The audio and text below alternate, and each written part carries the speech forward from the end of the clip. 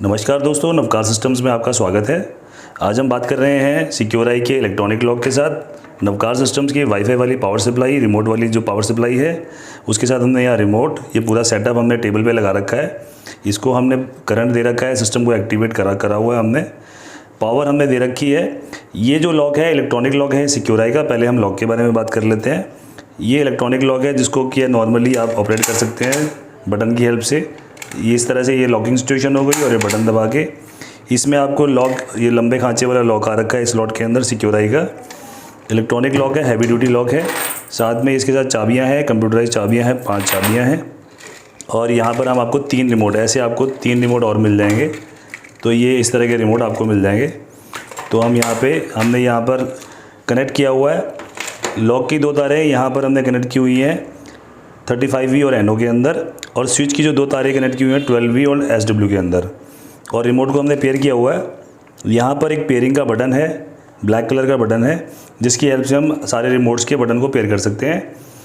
जो बटन का यूज़ है वो है, मतलब दोनों बटन का एक ही यूज़ है। लॉक को अनलॉक करने के लिए है, लॉक करने के लिए नहीं है। मतलब कि आप A बटन दबाएं चाहे B बटन दबाएं, वो काम लॉक को अनलॉक करने का ही करेगा।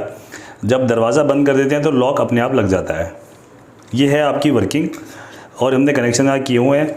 अब जब हम इसको चला के देखना चाहते हैं तो हम इसको ऐसे देख सकते हैं कि हमने इसको लॉकिंग सिचुएशन में लाए और हमने रिमोट के बटन को दबाया, ये हमारा लॉक अनलॉक हो गया। मैं दोबारा से करता हूँ। ये हमने करा और ये हमने बटन दबाया, ये हमारा लॉक अनलॉक हो गया। ऐसे ही हम स्विच की हेल्प से भी कर सकते हैं। ये मैंने लॉकिंग सिचुएशन में लाया और ये मैंने स्विच के बटन को दबाया और ये लॉक हमारा अनलॉक हो गया। अब इसमें एक फंक्शनैलिटी है वाईफाई के लिए, उसके लिए हमें मोबाइल ऐप चाहिए। तो हम एक फ़ोन को खोल लेते हैं और उसमें स्मार्ट लाइफ ऐप, ये स्मार्ट लाइफ ऐप हमने इसमें डाल ली है। और इसमें हम ऐड डिवाइस करेंगे। उसके लिए यहाँ एक पेयरिंग का बटन होता है, तो हमने इसका कवर उतार लिया है और यहाँ पर ये पेयरिंग का बटन है।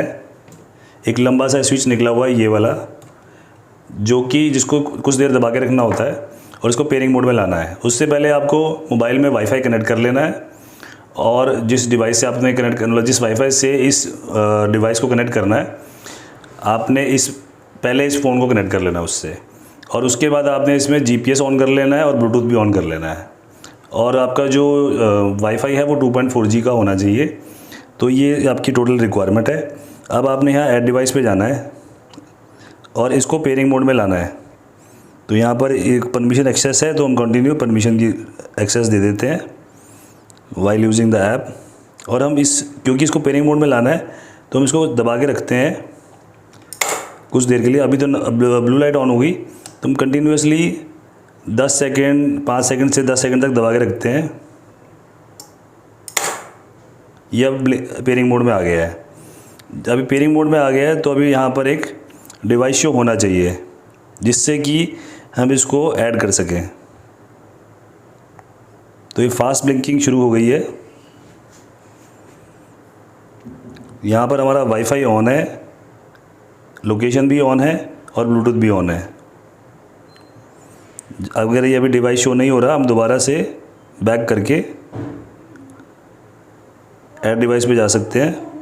अब ये देखिए ऐड डिवाइस किया, ये वाईफाई ब्रेकर का ऑप्शन यहाँ आ गया है।